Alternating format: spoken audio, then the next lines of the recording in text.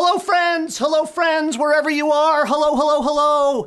It's Steve from UCC, and it's time for LAF. I hope that wherever you are hanging out, I hope that you are happy and that you are healthy, not just you, but everybody in your family. You know that we're doing this kind of virtual kind of LAF gathering now for our children and families at UCC because of that virus thing. And so we're all trying to stay healthy. So it's my prayer and my wish and my hope and my dream for you that you're healthy wherever you are.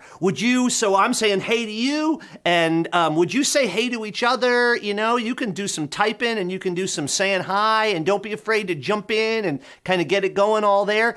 This is LAF. And for those of you who are new, and because I feel like every week we have some new people. Isn't that really cool? I love that. All the new people, super welcome. So LAF is L-A-F. That stands for loaves and fishes. That's a story that Jesus tells. And in that story, he encourages people to share. He does the first sharing, and then everybody starts sharing. And then they find a whole mess of stuff. They get plenty of food. That's our model for education around here. We believe that each of us, you, me, Carrie, Paul, all the people at your house, each of us is a teacher, and each of us has got something to learn. And when we do this great sharing, man, we got a lot of cool things going on. Anyway, I am really glad that you're here with us at LAF tonight. I forgot to do the very first thing that we do. Can you remind me? Just go ahead and Carrie knows. Carrie, what's the first thing I forgot to do? Light the candle. Okay, hang right there. I'm going to light the candle.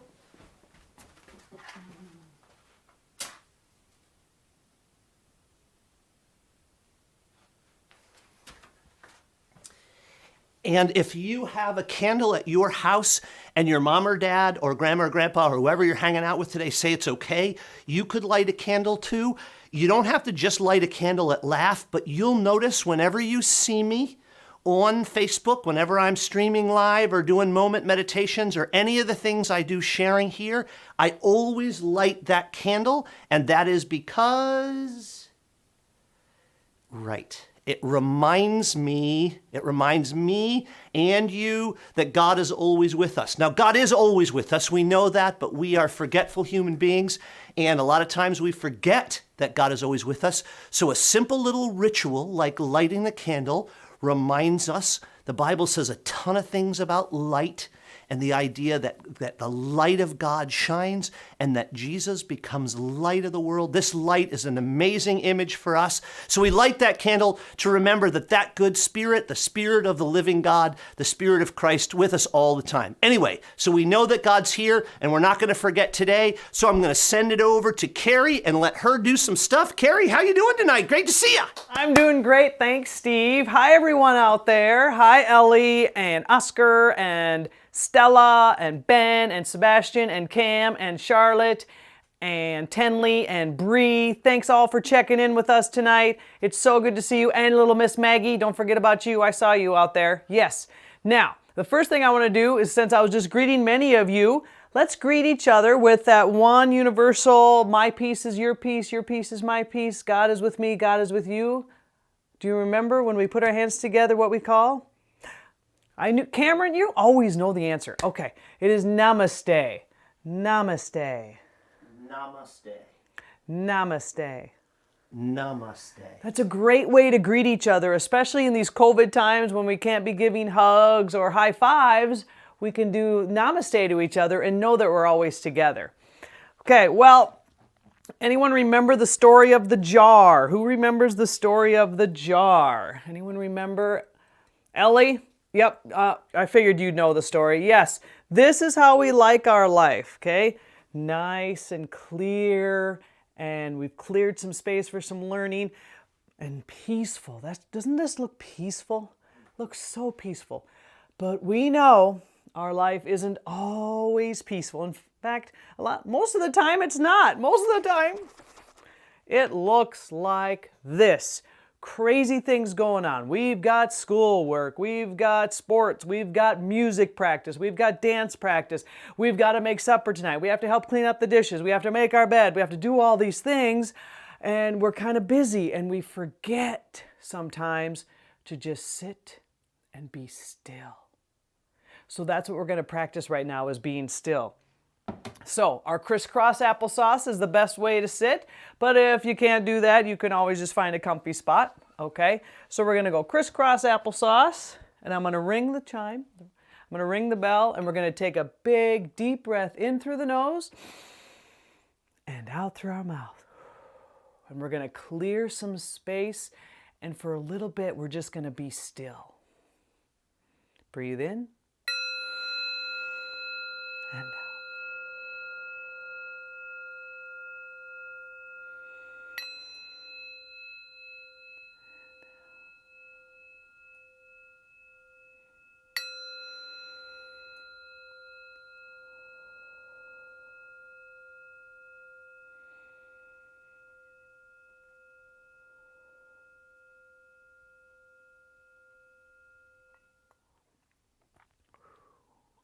Great.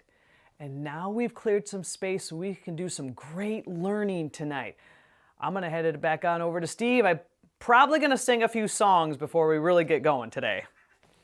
Carrie, thank you so much. That peace, that quiet, that stillness felt especially deep inside. I kind of needed to clear that space, Carrie. Thank you so much for helping us do that. That was really important. And you know, again, these things that we do on Wednesday night at 5:30, you can use these all week long. So maybe you have a bell at your place, at your house, or at school or something. But if you're feeling kind of stressed, maybe even out at recess or wherever you are, just a nice deep breath to cleanse, to clear. Maybe before you take a test, maybe before a class, maybe before reading a book, or even I like to do a little meditation before I go to sleep to clear some space so we can kind of rest, because our lives are often really, really chaotic, and it's nice to get a little rest.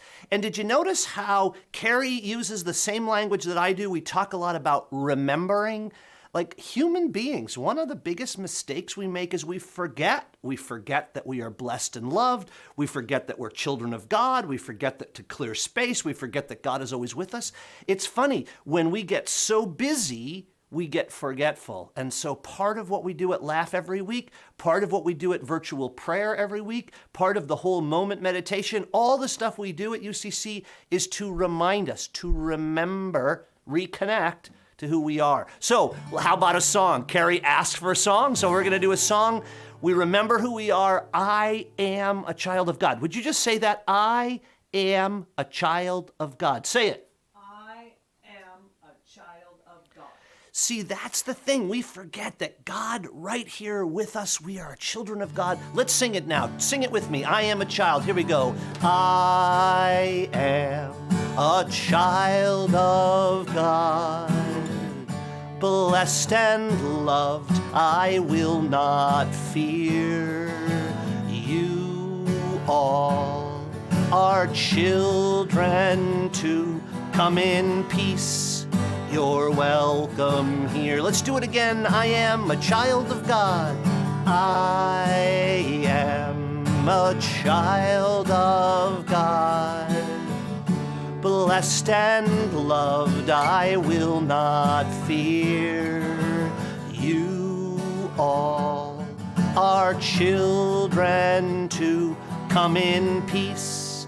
You're welcome here. You know, this song shapes the way we are every day, and it really, I am a child of God, but it doesn't stop there, right? What does that mean? It means that I'm blessed and I'm loved. I just want you to think about that a minute. You're blessed and loved all the time, wherever. Even when you're kind of feeling lonely, or maybe you're feeling overwhelmed, or maybe you feel like nobody likes you, God loves you all the time. Blessed and loved. So, my favorite part, I don't have to be afraid. I don't know about you, but fear, when I'm afraid, I do not like that feeling about being afraid. And part of this song is to remind us. Let's do it one more time. I am a child of God. Here we go. I am a child of God. Blessed and loved, I will not fear. You all are children to come in peace. You're welcome here.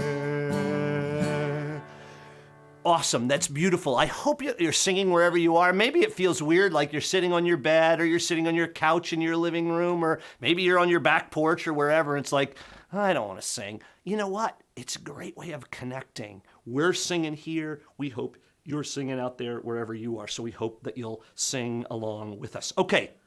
So we're all children of God. And we all have a place in something bigger. We call that bigger thing the church, but in our song, we remind us it's a place in the choir, God's church, God's family. We all have a place in there. Carrie's got some actions. We're going to sing together. Do it with us, all God's creators. Here we go. All God's creators got a place in the choir. Some sing low, some sing higher, some sing out loud on the telephone wire. Some just clap their hands or pause for anything they got now. Listen to the bass, the one on the bottom, where the bullfrog and the hippopotamus moans and groans with the big to-do, and the old cow just goes moo. All God's creators got a place in the choir. Some sing low, some sing higher, some sing out loud on the telephone wire. Some just clap their hands or pause for anything they got now. Dogs, cats take up the middle where the hummingbird hums, the cricket fiddles where the donkey brays, the pony neighs, and the old coyote ho. All God's creators got a place in the choir. Some sing low, some sing higher, some sing out loud on the telephone wire. Some just clap their hands or pause for anything they got now. Listen to the top where the little birds sing on the melody, where the high note rings, the hoot owl hollers over everything, and the old crow just disagrees. All God's creators got a place in the choir. Some sing low, some sing higher, some sing out loud on the telephone wire. Some just clap their hands or pause for anything they got now. Singing in the nighttime, singing in the day, the little duck quacks and is on his way, and the grumpy alligator don't have much to say, and the porcupine talks to himself.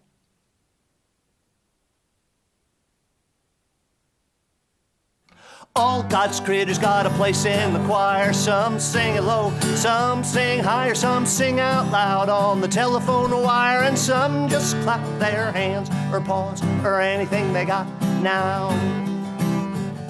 It's a living song sung everywhere by the fox, the ox, the grizzly bear, the whale below, the hawk above, the sly raccoon, and the turtle dove.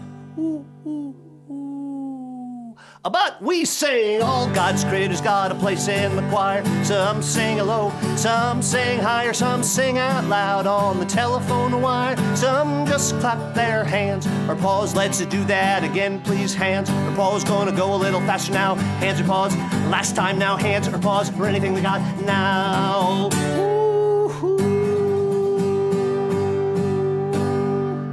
Wow.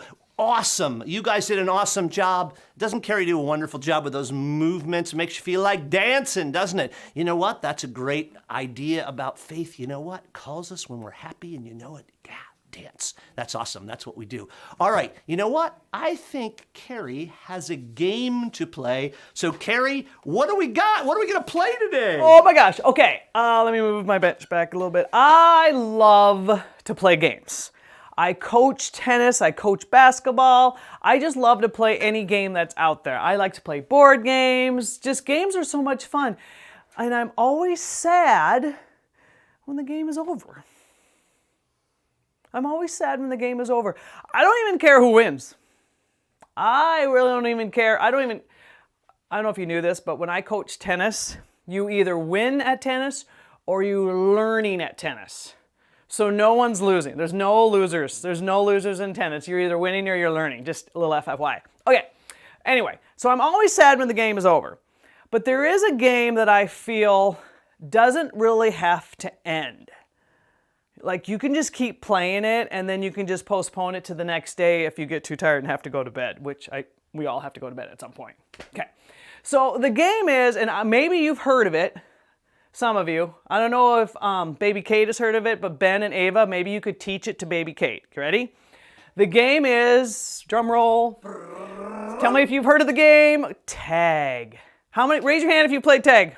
Raise both hands if you played tag. Hop on one foot if you've played tag before. Wow, all these people have played tag. Even Steve has played tag. What do you mean, even Steve? I didn't know. Maybe I it wasn't mean, invented when I was a kid? well, no, I mean, I know he's a scholar and likes to read. I don't know how many games he likes to play, so I was just checking. So, the game of tag is simple for those of you who aren't sure how to play it. And if you want, you can just explain it to your siblings, those of you who have siblings at home, or your mom and dad. Maybe they haven't played it before. But the game goes, yes, yeah, thank you, Oscar. I hear you telling Stella. I appreciate that. Okay. So the game is this, tag, someone is it, and then you have to go and you have to touch someone, and then they're it. And then they have to go find someone and you tag them. And usually you can play it on a playground, you can play it in your house, you can play it out in your backyard, wherever you wish, okay? Now, before we get into tagging each other and deciding who's it, how about we start with all of you at home are it. Okay, you're it. And I'll be it here, okay? Those of you at home, I want you to go tag your refrigerator. Go!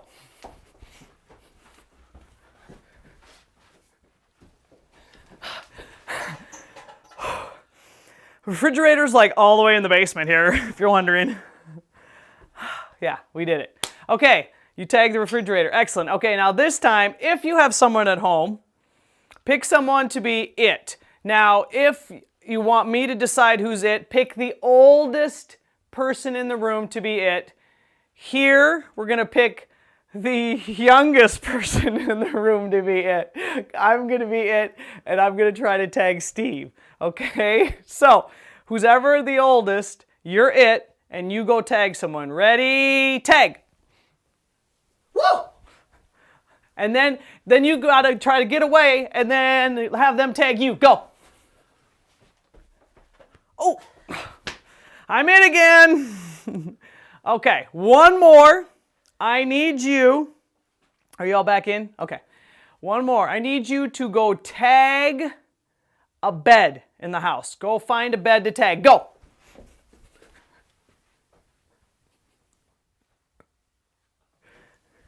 Okay, so there's like no beds in the church. However, I went and tagged one of the pews.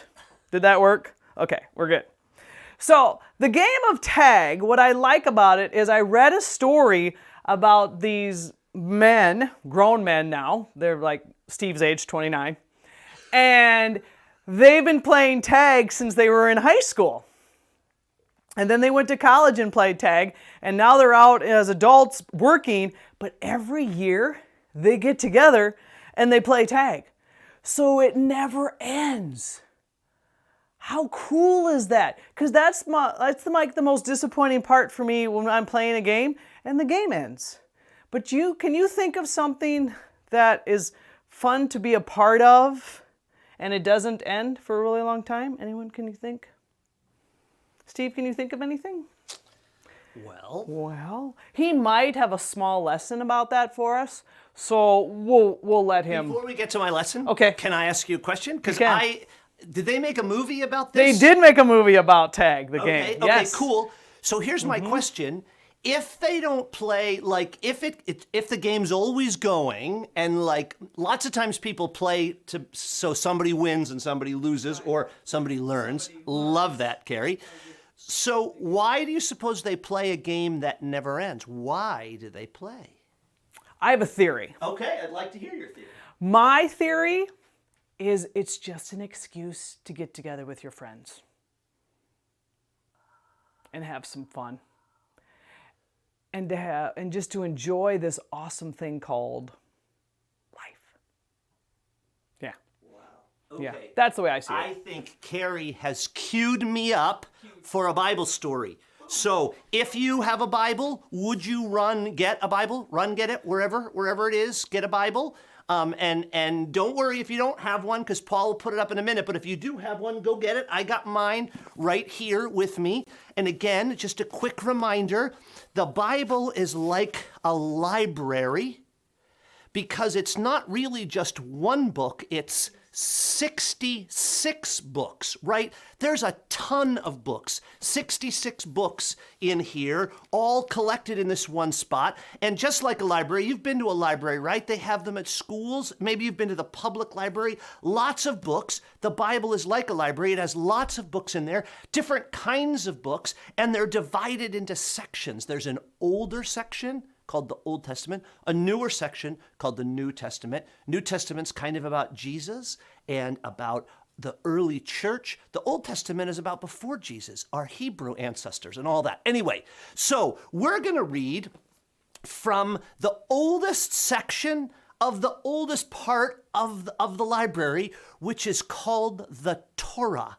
Or it's five. The first 5 books is another word, Pentateuch. Pent means 5. 5 books, the first 5 books of the Bible, of the library, Genesis, Exodus, Leviticus, Numbers, Deuteronomy. Those are the first 5 books of the Hebrew Bible. So we're going to go to the book of Deuteronomy. So it's the end of the first section. So go to Deuteronomy and go to the very last page of Deuteronomy. And again, just a quick reminder while you're looking around, if you're not sure how to find it, right in the beginning of every Bible is something called the table of contents. It means here's what's in there. And if you go look, Deuteronomy starts with a D, Deuteronomy, go find it, okay? Go to Deuteronomy, and then when you open the Bible to Deuteronomy, you'll find that there are big numbers, those are chapters, and then there are little numbers, those are verses. And so we're going to the very last chapter, which is chapter 34.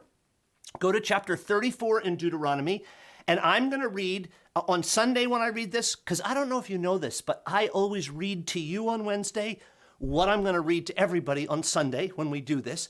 On Sunday, I'm going to read the whole chapter, but I don't want to do all that. With you, I want to read chapter 34. We're going to do verse 1 and then verses 4 and 5. So you got it open? Paul, would you put that up there for me? This is Deuteronomy 34, chapter 1 and 4 and 5. Then Moses went up from the plains of Moab to Mount Nebo to the top of Pisgah, which is opposite Jericho, and the Lord showed him the whole land. And then the next few verses talk about that whole land, and then we jump back in. The Lord said to him, "This is the land that I swore to Abraham, to Isaac, and to Jacob, saying, I will give this land to your descendants."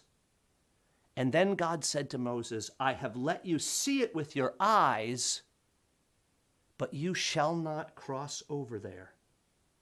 Then Moses, the servant of the Lord, died there in the land of Moab. Now, I was probably your age the first time I heard that story, and I was kind of super sad. It's kind of like, here's this great guy, Moses, leader of the people. Here's the deal. Moses had helped them. They got out of Egypt together. Remember, I don't know if you know this, remember this part of the story. They were slaves in Egypt, and Moses helped them escape. And then they went out, and God said, "I'm going to take you to the promised land." But it took them a long time to get there. They had to wander around the wilderness for 40 years. And here they are. They're right on the top of the mountain, and there's the promised land right over there. And God takes Moses up and says, "Look, there's the promised land right there. You've been leading the people to it, but guess what? You don't get to go in. Your life is done now." I thought, oh man, how unfair is that? That's super unfair. That's super unfair. That's super unfair. Because he had done all the work. He had been the leader. He had done all, But you know what? As I've grown up and thought more about this. Now, just so you know, the rest of the story, I don't know if you remember that, the rest of the story, there's a guy named Joshua, and he's a friend of Moses who takes over, and the people go in, and they live beautifully in the promised land. And here's the thing, the idea that, why am I so sad? Because Moses, the game didn't end for Moses. But here's the thing, Carrie was helping us remember, you know what? Moses had a brilliant life, living every step of the way. And Moses' goal was to get to be with the people. It wasn't necessarily finishing, it was the journey. Like life is all about living in each moment. It's not like where we're ultimately getting, it's the chance that we have to be together. That's amazing. I want you to think about that. It's not like who wins, but it's getting the chance to play. And we all get a chance to play. Every day is an opportunity for us to, and Carrie said it, enjoy the game, enjoy being alive, enjoy our family. Every day is its own reward. We get to do that together. Is that not amazing? And guess what? Those Hebrew ancestors, well, the story kept going with the next set of ancestors and the next set of ancestors and the next set of ancestors. And pretty soon we've got Jesus and all the followers of Jesus and the next set of ancestors. And do you know who's carrying the story now? You and me. We're the next generation. And guess what? We'll get to pass it on. We always get to pass it on. And it's really about enjoying the place we're at right now. And even though it's hard right now, and nobody's saying it's not, we can enjoy playing tag, even if it's virtually. We can enjoy singing together, even though it's through a computer. But you know what? How cool is that? We get to be together tonight, and that is wonderful. Can we sing about love and how beautiful it is? Love, love, love, love. This is what we were made for, and we get to enjoy that tonight. Would you sing it with me? Here we go. Love, love, love, love. People, you are made for love. Love your neighbor as yourself, for God is love. Let's do it one more time. Love, love, love, love. People, you are made for love. Love your neighbor as yourself, for God is love. Beautiful. Can we switch to We Will Sing Together? Because you know what? It reminds us that this is a great moment with hope before our eyes. We will sing together. We will sing, you and I. Hand in hand we will rise with new hope before our eyes, and we will sing together, you and I. And we change the verse by changing the verb, so let's do play. We will play together. We will play together. We will play, you and I. Hand in hand we will rise, new hope before our eyes, and we will play together, you and I. We will learn together. We will learn together. We will learn, you and I. Hand in hand we will rise with new hope before our eyes, and we will learn together, you and I. Hey, I've got a trick question for Carrie. Hey, Carrie, do you know how many verses there are to the song We Will Sing Together? How many verses? How many verses there are? Gosh, 4? 7? 12? I don't know songs. So, Carrie, let me test you now. Okay. All you need to do to write a new verse, for a new verse, is to change the verb. Wow, 1. Is there only 1 verse? Man, Do you get it? terrible you at get this what game. I'm trying to say?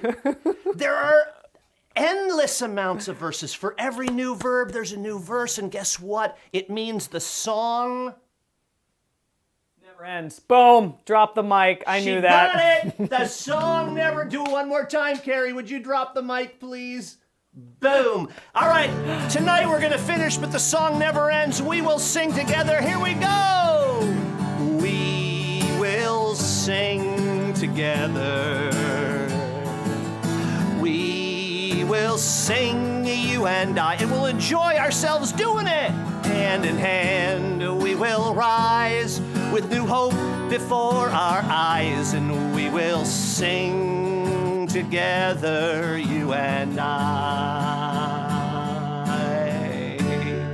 It was so great to see you tonight. Carrie, you want to say goodbye to everybody? Bye, everybody. Bye, Jace and Gage. Hey, everybody, we're so happy to see you tonight. We love you very much, and I hope that you're finding joy and peace wherever you are. And we'll see you next Wednesday, because we're going to keep doing it. See you later. Bye, bye, bye.